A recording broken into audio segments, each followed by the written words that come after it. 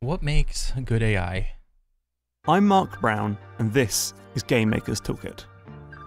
Whenever people talk about good AI, they invariably come back to the same three examples. Ooh, I'm talking about the replica soldiers in the original Fear, I never played this one. the various aliens in the Halo series, Yep. and the Marines in the first Half-Life game.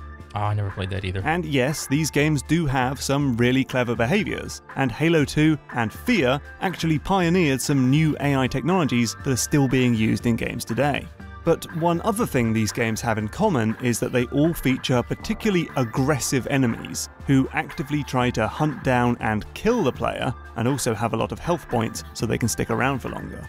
And this is something that makes these enemies feel a lot smarter. Because they need high health, because in order for the player to have that power fantasy, the player needs to feel like they're doing a lot of damage. They don't have to actually do a lot of damage, they just need to feel it. But don't take my word for it, this is something that Bungie knew all the way back in the first Halo game. Ooh. During development, it set up a playtest with two versions of the game, with the exact same enemy AI on both. But Ooh. on one machine, the aliens didn't do much damage and died quickly, and on the other, they did more damage and had more hit points. Ooh. The number of players who thought the enemies were very intelligent jumped from 8% to 43%. Well, honestly, that's probably because the enemies were alive long enough to display and go through the behavior tree or whatever. Whereas if the enemies died just like instantly, it's like, okay, they just fell over. There's no going through the tree. When playing against more resilient enemies. But the thing is, aggressive enemies just don't work for every type of game. Ooh. This is something that id Software found out during the development of Doom 2016. Oh yes, using the Doom enemies as an example of good AI. The Doom enemies are ravenous when it comes to hunting down the Doom Slayer. It started with enemies that would chase you down, but this made players act defensively. We'd end up in these situations where you would instantly start backing up, said director Marty Stratton. Instead, the studio told the enemies to hold their ground a bit more. Bro, what? Is this a thing in Doom 2016 with this like gigantic set of numbers like just being thrown up in your face? I never played this mode. And let the player be the one who's pushing forward. So, just like everything else in game design, AI must fit the game's intended experience. Which means while aggressive AI fits the xenomorph in Alien Isolation, it would be wildly out of place in Batman Arkham Asylum.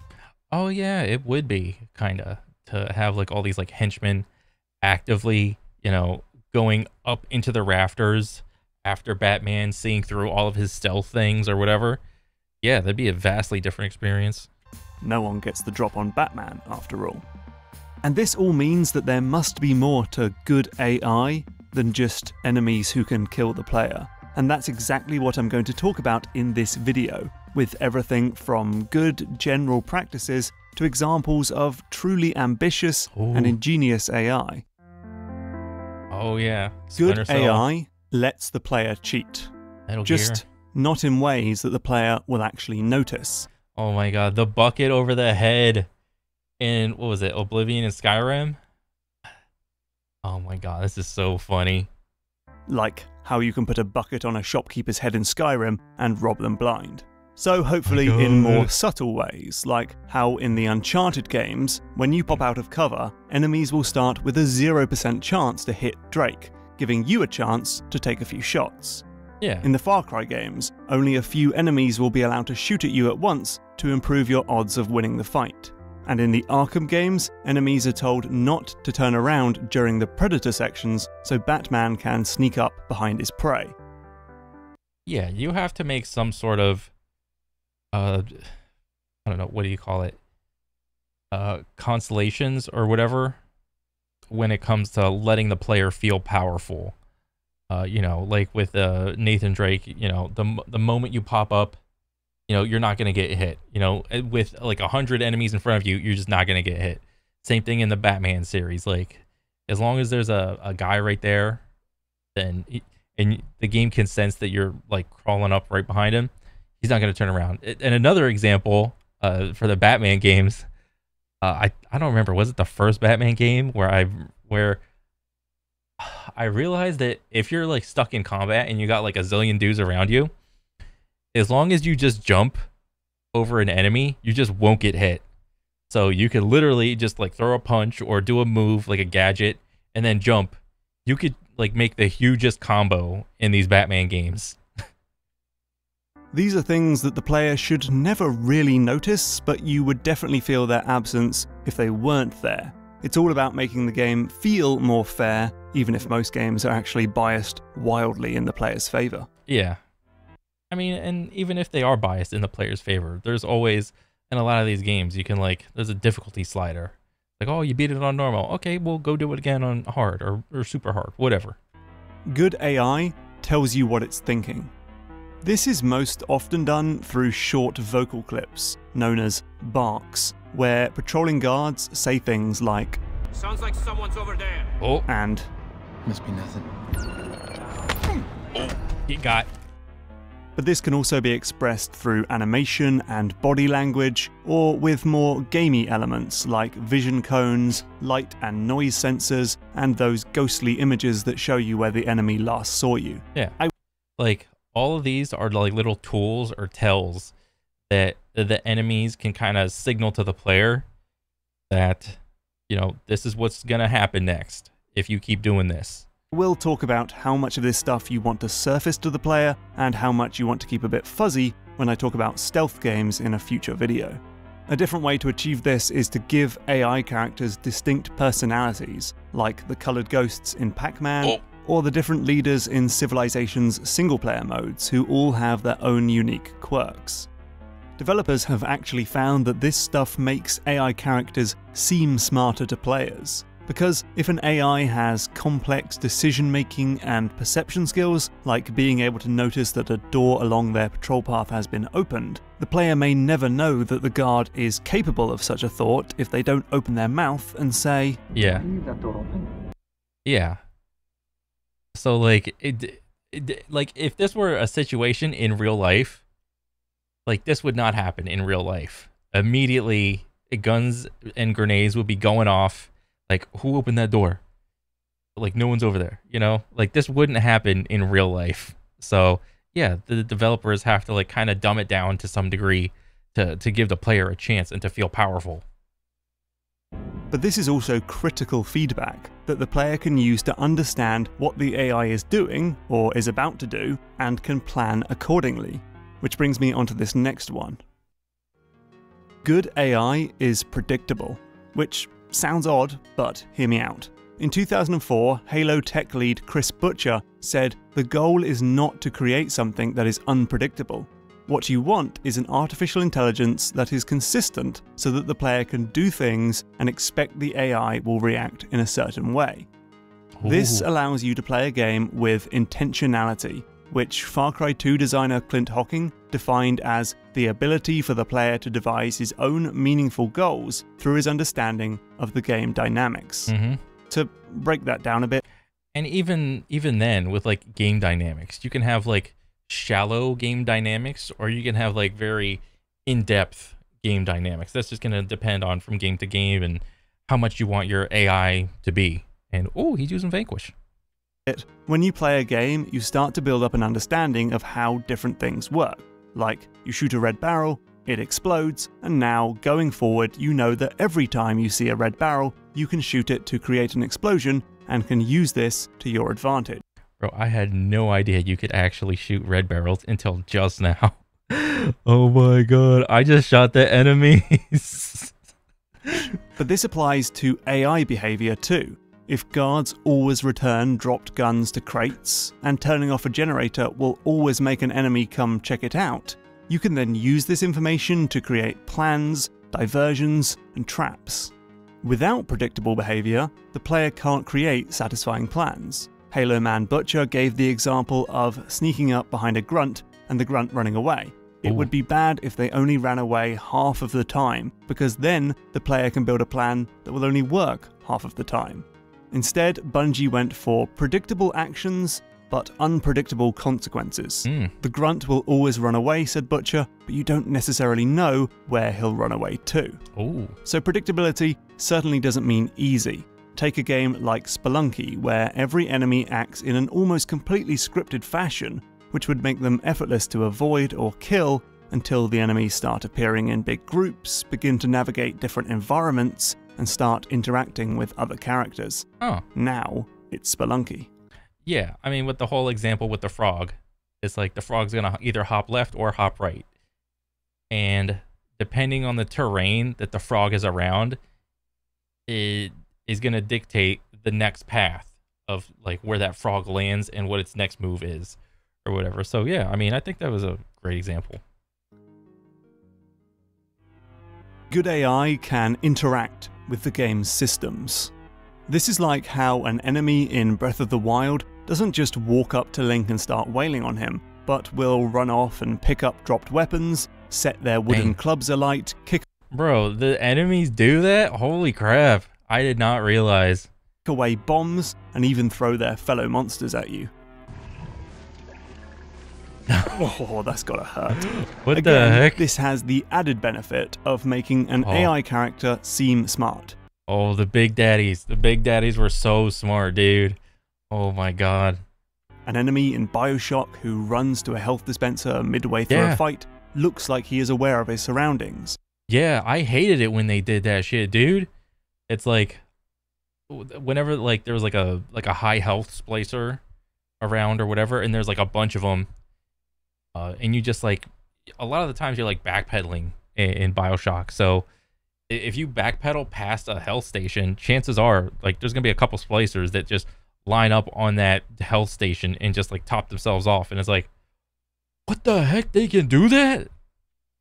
Is interested in self-preservation and feels like he has similar abilities to the player. But it also means you can screw them over by putting a trap on the health dispenser. Bro, I actually have played all these BioShocks multiple times, and I've never done that. Holy crap. I am so bad. By exposing an AI to the game's systems, we can provide loads of interesting ways to deal with foes in a more roundabout fashion, like making an enemy fight for you in Prey, or tricking an enemy into attacking a cuckoo so this happens. What? By the way, I propose we call this chicken boning an enemy. What? Good AI reacts to the player. This can be as simple as guards becoming more frightened as you take out their buddies in the Batman games, or something as complex as Shadow of Mordor. In that game, special orc captains are randomly generated with names, abilities, and relationships, and will then remember their interactions with the hero. If you run away from a battle, for example, the orc might reference this next time they see you. Hi! Not letting you run this time. Oh, he's gonna finish it. Dang. Bro, the voice acting is just so good. Like, I've never played any of these games, like the Lord of the Rings ones. I need to. Is a great way to create memorable and very personal stories for the player. Your death will bring me even more glory. Tracking the player can also be used to adapt the way the AI works. This doesn't need to be as clever as the shadow fighters in the new Killer Instinct, or the Drivatar system in the Forza games, where Microsoft tracks the way you play and can create AI doppelgangers to race or fight for you. Really, it can be as simple as something like in Metal Gear Solid 5, where enemies track things like how often you perform headshots, take out bases without being seen, or infiltrate during the dark. Bro, that is crazy. They made this game track, like, have the enemies track all of this? Bro, what have I been missing? Just fucking aim training all day. Oh my god. And then change to different behavior like wearing helmets, laying traps, or using night vision goggles. These are all things that the AI has been told how to do. It's not actually learning, but it just won't do them until the player hits a certain threshold, and the intended effect is stopping the player from using the same boring strategy for every base in Afghanistan. A similar system is used in Alien Isolation, where the alien unlocks new abilities as the game goes on to make it look like the xenomorph is learning from the player and to keep the game interesting as the hours tick by. Adapting the AI to the player is also used to build a good mood or drive the game's pacing. The most famous implementation of this is certainly the AI director in Left 4 Dead. This clever system tracks the well-being of each player based on their health and run-ins with the special infected, and if the team is cruising along, the intensity of the zombie horde is increased before the AI director eases off to give the team a chance to relax. Oh wait, so if the game senses everybody's at high health, then he's just gonna send like way more zombies after you, but then when the game senses that you're at low health, it's like, okay, we'll give you a break. But this tech isn't as new as you might think, and something similar was actually used in Pac-Man. Designer Tora Iwatani said, "I felt like it would be too stressful for Pac-Man to be continually surrounded and hunted down, so I created the monsters' invasions to come in waves." So in the game, ghosts swap between chasing the player and just wandering off into the four corners of the maze. Good AI has its own goals, beyond kill the player, I mean. This game is Rain World, by the way, where other animals in the game are hunting for food and will end up in territorial scraps with rivals. So I thought that was always cool when you see like the enemies in the game just doing other stuff besides attacking you. I thought that was really cool. And if you want to like feel immersed in a game, the games that implemented this thing, these games were so good. sometimes it's best to just let them get on with it. That's also how Stalker Shadow of Chernobyl works, or is supposed to work. Bandits make plans and then wander about the wasteland alone or in groups to enact those plans, meaning you could come across a raging battle that only occurred because two rival factions happened to accidentally run into one another. The AI is a bit buggy though, and you will need to install mods if you want the AI to be doing stuff outside of your immediate location. But Stalker's A-Life system sure was ambitious, and we certainly need more games like it. Or maybe more games like Waking Mars, a captivating sci-fi indie game about increasing biodiversity in the belly of the Red Planet. When you figure out how different plants and animals react to one another, you can forge self-sufficient ecosystems where AI critters can live and breed, even while you're exploring a completely different part of Mars. Finally, good AI isn't just about enemies, and we need better friendlies, because even in games with great combat encounters, the good guys can be as dumb as dirt. Hello. Now, some developers just cheat and make their AI companions invincible, like Elizabeth in Bioshock Infinite, who can't get hurt during combat. Probably a wise decision given the tumultuous history of escort missions in games. Yeah. But there are other uses for friendly characters than just defenseless girls who follow the male hero around. Bro, Elizabeth was not defenseless. She had all the defense, alright? In The Last Guardian, you work with a giant beast called Trico who can take care of enemies. But Trico is nervous around stained glass windows that you can smash. This means the player and the AI must work together, something which can get a bit frustrating when Trico has been specifically told to ignore the player's instructions about half the time in an attempt to make it seem more like an animal.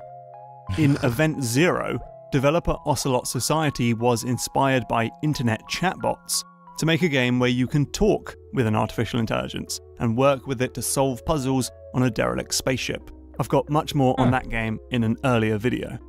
And then, in Final Fantasy XV, one of your road trip buddies, Prompto, is capable of snapping Instagram shots during your adventure. At specific triggers, or just when Prompto feels like it, he'll automatically take a picture and later present you with an album full of snaps to sift through. Damn, this is a really good shot. Bro, that is so cool. Like, he just like randomly snaps photos or whenever you tell him to. That's really cool. I made sure I got the Regalia's good side. This has basically no gameplay value, but is a lovely way of preserving your personal experience with the game, and adds tremendous amounts to Prompto's character. Yeah. Now, none of this is to say that we don't want simply better AI. Stupid enemy decisions can... Bro, imagine if this person just like ripped the bucket off. Like, how awesome would that be? Like, what are you doing with that bucket on my head? Get that shit off me. and pull us straight out of an experience, and players derive little satisfaction from beating an obviously unintelligent opponent. Okay, maybe it is quite satisfying. But developers should always be trying to make further advancements in AI tech and create more nuanced behaviours for enemies. But it's important to remember that AI isn't just a technical problem, it's also a design problem, and every game should approach the subject in a slightly different way. Sure, we do need more games that are about fighting a tactical squad of aggressive enemies, because something's clearly not quite right when most modern shooters are still lagging behind a campy 13-year-old game. Yeah. But it's Bro, like so many Call of Duty games on veteran just feel like that. What ends up happening is like you go up past the tripwire that triggers the next wave of enemies, and then you have to backpedal a little bit, and because it's on veteran, all you're reduced to is like peeking out for like a quick second, and you have to take out enemies like that. That's literally every level on Call of Duty, or on every Call of Duty on veteran. important not to lose sight of the real goal. In Uncharted 4, Naughty Dog experimented with complex AI behaviours before settling on enemies who were, according to designer Matthew Gallant, spread out in a layout, looking human and smart, and moving in ways that are mildly predictable so the player has some ability to sneak up behind them. Because a patrolling guard's goal isn't to find the player, it's to present interesting gameplay. Ooh, I like it. Hey, thanks for watching. Game Maker's Toolkit is powered by almost 2,000 patrons, which is absurd. They're also invited to a private Discord server to chat about games, game design, and our game club. It's actually a really nice atmosphere, very cozy. Anyway, I'd like to recommend the YouTube channel AI and Games, which is run by Tommy Thompson and is a great resource for finding out about the AI technology behind your favorite games. Oh, dang. Oh, and links to all the articles and videos mentioned in this video are in the description below. The doobly-doo, as I believe it is called. The doobly-doo. And finally, which games do you think have interesting, entertaining, or just particularly good artificial intelligence? Please leave your thoughts in the comments below. Nice. Bro, whenever I was little, I always thought that there was like this one Star Wars game. What was it? Republic Commando, where it was like you were like a stormtrooper or a clone trooper, and you had like you were like the Navy SEALs or whatever, and you could like with the D-pad, you could tell your troops to like go hold that spot, go shoot the enemy, and I thought that was like the coolest thing. Like to date, whenever I played a game, that I could control people, tell them to go hold this spot, don't give it up, and just keep shooting. And I thought that game's AI was awesome. But yeah, I mean, the whole good AI thing, there's a bunch of things, and he like named them all. Man, this is a great video. I liked it a lot. Yeah. So all right, that's pretty much it. Another banger from Game Maker Toolkit. Can't wait for the next one. And yeah, that's pretty much it. All right. See you guys on the next one. Later.